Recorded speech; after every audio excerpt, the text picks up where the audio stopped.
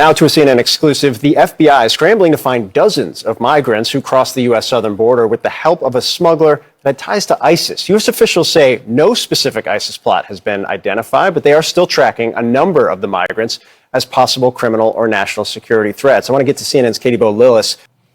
Yeah, Phil, so it's important to say at the outset that U.S. officials believe at this point that there is no indication of any terrorist plot or any terrorist planning against the United States. They really see these people as seeking a better life in the U.S. The Biden administration views this as more of a human smuggling case than they view it as a potential terrorism case. So what happened here, Phil, was basically a case of bad timing. This group of Uzbek nationals presented themselves seeking asylum in the United States. They were vetted according to standard U.S. procedures, and then they were released into the United States pending a court date, as is typical in this kind of incidents. What happened was that the U.S. only later developed intelligence that allowed them to understand that the human smuggling network that had facilitated the travel of these individuals to the United States had an individual in its group with some pretty troubling links to ISIS. And that obviously set off some pretty loud alarm bells across the federal government, Phil.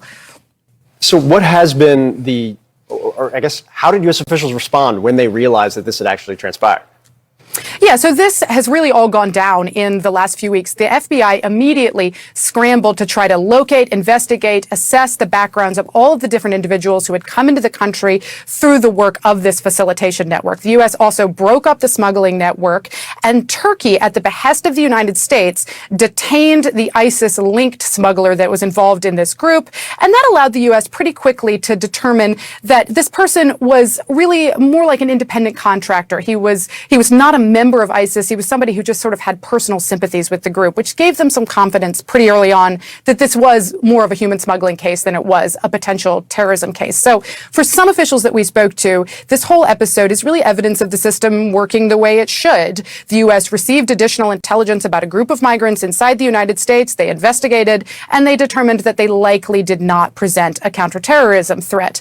But for some counterterrorism and intelligence officials that we spoke to in the course of our reporting, this episode was a lot more alarming. For these people, the whole incident just shows how vulnerable the United States is to the possibility that terror groups like ISIS could try to essentially sneak across the southern border by hiding amid sort of the flood of, or the surge of migrants seeking asylum in the United States. For these individuals, Phil, this whole episode really a test case that proves a chink in U.S. armor. Yeah, a very complex and dynamic test case at that. Katie Bo-Lillis, great reporting. Thanks so much.